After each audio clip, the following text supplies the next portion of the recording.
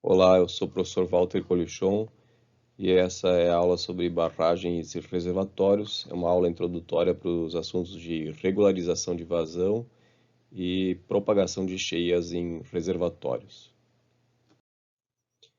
Uma barragem é um obstáculo que é construído sobre o leito do rio e onde, através de um controle da vazão de saída, é possível controlar então o nível da água e o volume armazenado no reservatório que se forma a montante dessa barragem.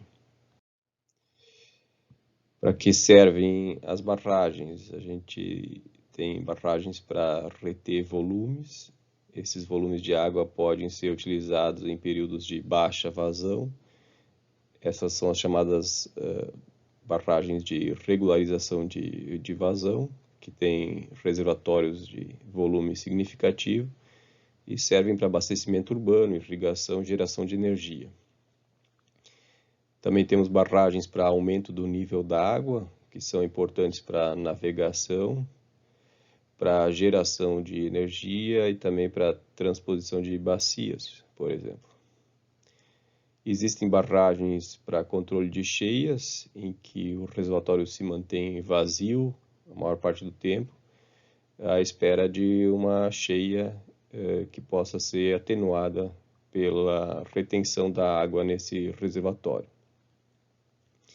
E também existem barragens construídas para criar lagos artificiais que permitem usos como lazer e o próprio paisagismo.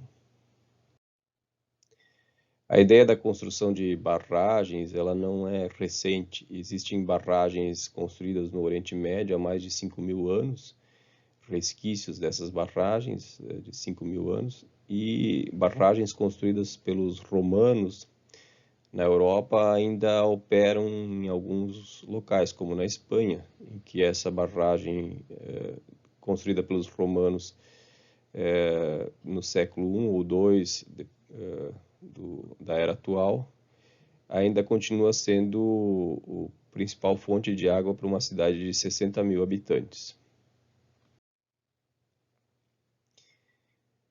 Uma barragem, então, ela forma um reservatório.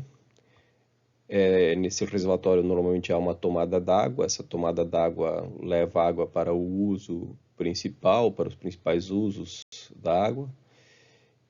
A tomada d'água pode estar no corpo da barragem ou pode estar distante do corpo da barragem, como nesse caso aqui. E importante também, sempre a barragem ela dispõe de uma estrutura de saída que é um vertedor, que permite liberar as vazões durante os eventos de cheias. O volume armazenado no reservatório, ele depende da topografia do vale e da altura da barragem. Uma barragem de menor altura ou uma barragem de maior altura vão afetar a quantidade de água que pode ser armazenada no reservatório. E também dependem das características topográficas do vale em que está inserida essa barragem. Nessa imagem a gente vê a topografia em torno do rio Camaquã, imaginando uma barragem hipotética no local indicado por esse traço. A gente teria um nível d'água de 130 metros, a inundação dessa área ilustrada de azul. Se a gente elevasse a altura da barragem, a gente poderia inundar até o nível d'água de 150 metros, então a gente teria uma área inundada maior. A gente observa aqui um aumento do nível da água e também um aumento da área inundada. Então, analisando diferentes áreas inundadas em diferentes níveis da água, é possível gerar tabelas que relacionam a cota em que vai operar a barragem, em que vai ser mantido o nível d'água, e a área inundada. E através de softwares de sistemas de informação geográfica é possível calcular essa relação entre cota e área para diversos níveis da água, desde o nível do terreno até a altura máxima em que se prevê a construção e a operação dessa barragem reservatório. Integrando a relação entre cota e área, é possível obter a relação entre cota e volume, gerando então as curvas características cota-área e cota-volume. Essas caracterizam então o reservatório.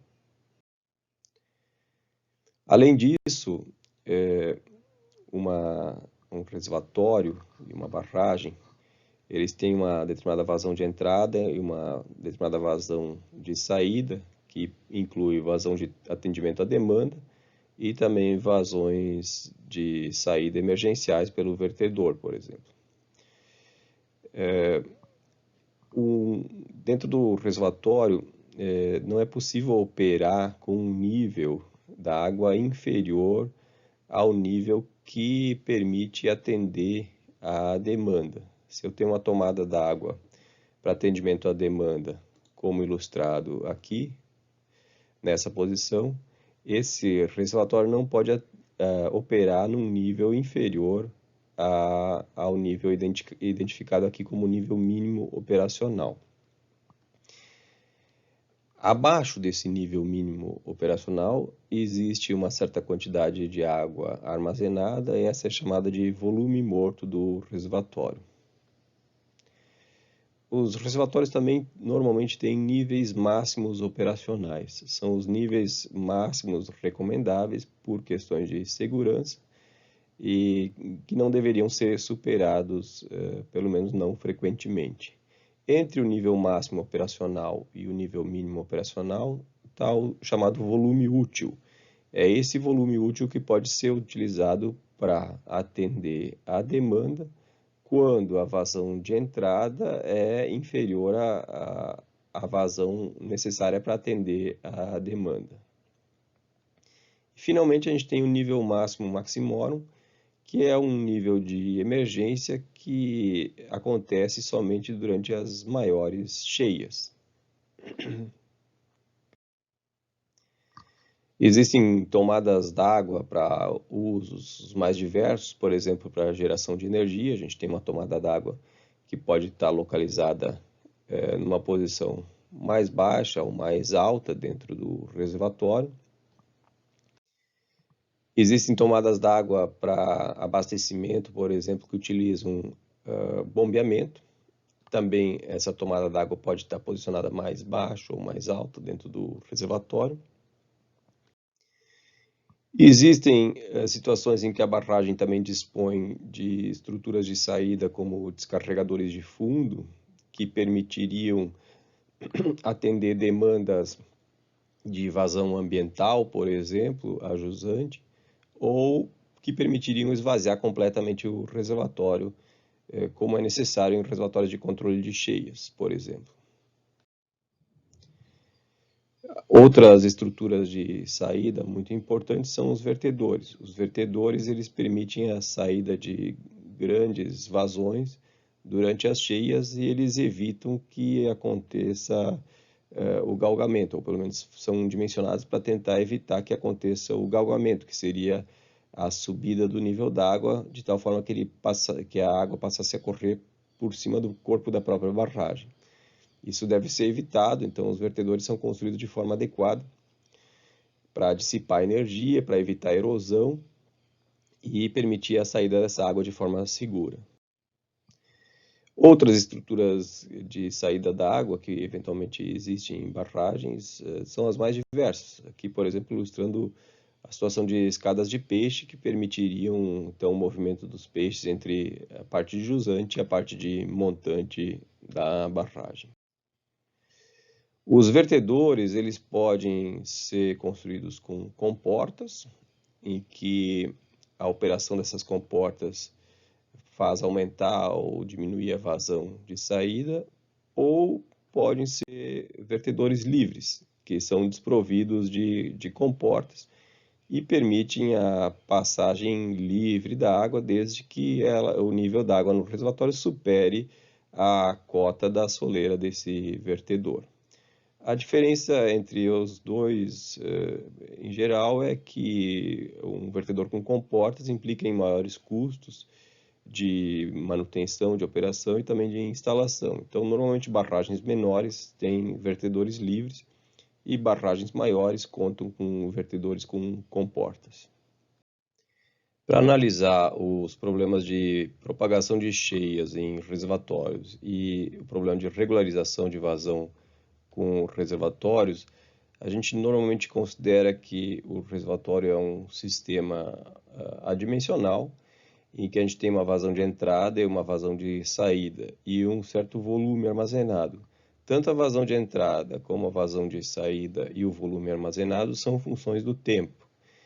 Então, a gente pode escrever essa equação diferencial, em que a derivada do volume armazenado, que a gente está usando o símbolo S, ao longo do tempo, é igual à diferença entre a vazão que entra e a vazão que sai desse reservatório.